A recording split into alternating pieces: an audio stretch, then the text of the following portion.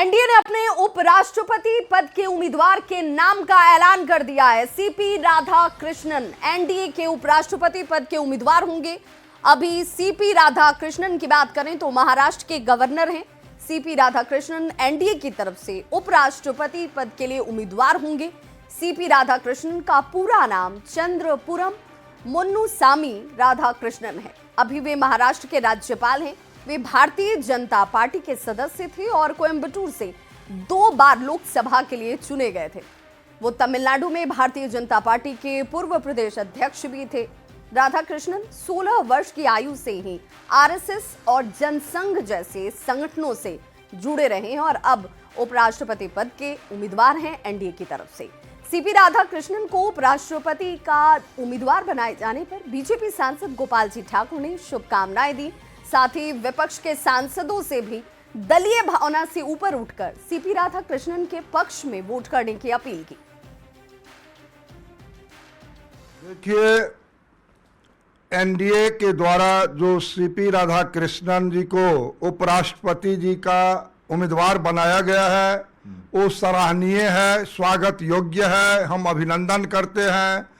निश्चित रूप से एनडीए एकजुट होकर के और उपराष्ट्रपति का चुनाव जीतेगा ही, लेकिन मैं विपक्ष से भी आग्रह करता हूं, जो सारे लोग सर्वसम्मत से आदरणीय सीपी राधाकृष्णन जी को उपराष्ट्रपति पद के लिए सर्वसम्मत से चुने, यह अच्छी बात होगा लोकतंत्र के लिए। तो उपराष्ट्रपति चुनाव में महाराष्ट्र के राज्यपाल सीपी राधाकृष्णन को एनडीए का उम्मीदवार जो है बनाया गया है, जिसका जेडीयू ने भी स्वागत और समर्थन किया। लोकसभा में जेडीयू संसदीय दल के नेता दिलेश्वर कामत ने कहा कि इसको लेकर कल सुबह 9:30 बजे एनडीए संसदीय दल की बैठक होगी और पूरी रणनीति पर बातचीत की जाएगी। कल सुबह 10 बजे जेडीयू संसदीय दल की भी बैठक होगी, जिसमें उपराष्ट्रपति चुनाव के मुद्दे पर चर्चा की जाएगी। की बैठक 9:30 बजे है।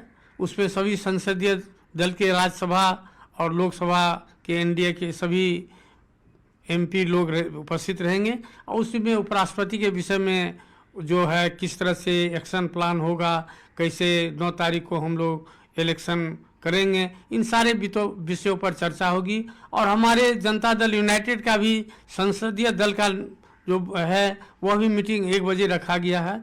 तो इन सारी चीज़ों पर संगठन के विषय में और उपराष्ट्रपति के चुनाव पर हम लोग चर्चा करने वाले हैं। और बड़ी खबर इस वक्त पटना से आ रही है, जहां युवक की हत्या कर दी गई है। ईंट पत्थर से कूचकर युवक की हत्या करने का सनसनीखेज मामला सामने आया है। बताया जा रहा है